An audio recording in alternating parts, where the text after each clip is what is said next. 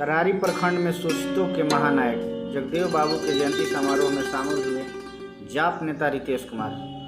सुनिए क्या कहा रितेश कुमार ने। 90 भाग हमारा है 10 का शासन 90 पर नहीं चलेगा के नारों से हम सब जैसे नौजवानों के खून में और उन पे खड़े कर देने वाले नारों से पूरे भारत को जगाने वाले आज के जगदेव बाबू के जयंती पखवाड़ा समारोह में मुख्य अतिथि के रूप में हमारे आदरणीय अखिल भारतीय कुशवाहा महासभा के अध्यक्ष जेपी वर्मा जी, इस कार्यक्रम की अध्यक्षता कर रहे बड़े भाई अशोक मौर्य जी, कार्यक्रम की संचालन कर रहे बड़े भाई अजय मेहता जी और पटना और आरा सासाराम से चलकर आए हुए हमारे मान्यवर और हमारी आवाज जहां तक पहुंच रही है तरारी प्रखंड के विभिन्न गांवों से चलकर आए हुए सज्जनों को मेरा क्रांतिकारी इस्तेमाल करता हूं। आप सभी का हार्दिक अभिनंदन करता हूं। साथियों, जगदेव बाबू का जन्म आप सब जानते हैं 2 फरवरी 1922 को यहीं अरवल जिला के कुर्था में हुआ था। जगदेव बाबू शुरू से ही क्रांतिकारी विचार के पोषक थे और क्रांतिकारी विचार से इस समाज को बदलना चाहते थे। जगदेव बाबू के समय में कोई सोच नहीं सकता था कि समानती जो दलित समुदाय महादलित समुदाय पर शोषण कर रहे हैं उस शोषण के खिलाफ आवाज उठाए। उस परिवेश में जगदेव बाबू ने इस व्यवस्था को विरोध किया था। जगदेव बाबू महान लेखक, महान राजनेता, महान समाज प्रवर्तक और कर्मकांड के ब्राह्मणवाद के प्रखर विरोधी थे। एक बार की कल जब मैं विकिपीडिया पर जगदेव बाबू के बारे में पढ़ रहा था तो उनके दौर में एक प्रथा चल रही थी, पचकथिया प्रथा।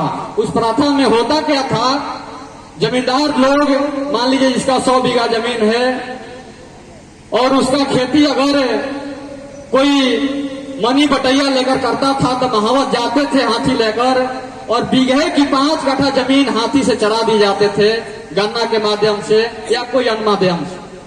उस प्रथा को भी जगदेव बाबू ने विरोध किया था, उस पचकठिया प्रथा को समाप्त करने का काम किया था। उसके बाद जगदेव बाबू ने हमारे समाज में एक बहुत बड़ा नारा दिया जो मैंने पीछे भी कहा और पिछले वक्ता ने भी कहा, 100 में 90 भाग हमारा है 10 का शासन 90 पर नहीं चलेगा। जगदेव बाबू महान लेखक, महान राजनेता, महान समाज प्रवर्तक और कर्मकांड के ब्राह्मणवाद के प्रखर विरोधी थे।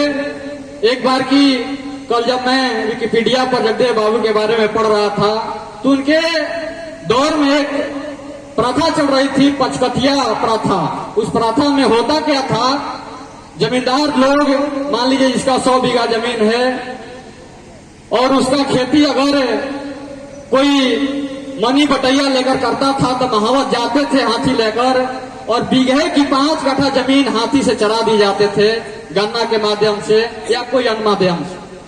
उस प्रथा को भी जगदेव बाबू ने विरोध किया था, उस पचकठिया प्रथा को समाप्त करने का काम किया था।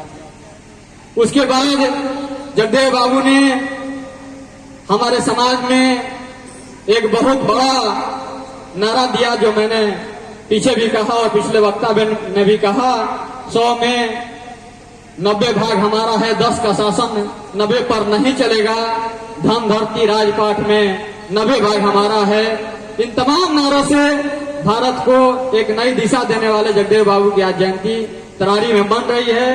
मैं अपने तरारी की सरजमीन से, राम नरेश राम की इस धरती से, बाबू राम नरेश राम इकबाल वर्षी की धरती से आज और अपने माध्यम से बाबू जगदेव प्रसाद कुशवाहा जी को अपने अंतःकरण से पुष्पांजलि करता हूं, उनको श्रद्धांजलि देता हूं। साथियों, जगदेव बाबू पहली बार एक बार की कहानी में बता रहा हूं, जब घर से प्रेशर आने लगा कि आप नौकरी ले लीजिए तो कमीशन की परीक्षा सरकार देने गए थे, इंटरव्यू देने गए थे। तो जो संस्कार ले रहे थे, इंटरव्यू ले रहे थे, उन्होंने ऐसा नीच शब्द से उनको प्रयोग किया था कि आलू बैगन के खेती करे वाला कोयरी जात तू डिप्टी कलेक्टर बनबो। उसके बाद जगदेव बाबू के मन में एक विचार आई कि हम सिस्टम में जाएंगे और इस सिस्टम के नेतृत्व को बदलेंगे और अपने समाज को, लोगों को हक दिलाएंगे, अपने समाज के लोगों को अधिकार दिलाएंगे। और उस अधिकार दिलाने के लिए राजनीति में आए। उन्होंने कुर्था विधानसभा से चुनाव भी लड़ा। चुनाव में प्रचंड मत से जीत भी हुई। उसके बाद 5 सितंबर का दिन था।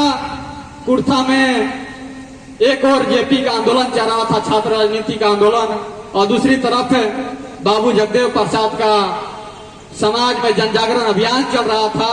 उसी अभियान के तहत समाज के जो असलियत का उजागर कर रहे हैं, ऐसे लोगों को समाज में रहने की कोई कर्तव्य नहीं है, ऐसे लोगों की समाज में रहने की कोई जगह नहीं है। बहुत सारे लोगों ने साजिश रची और 5 सितंबर के दिन बाबू जगदेव प्रसाद की कुर्था मैदान में हत्या कर दी गई थी।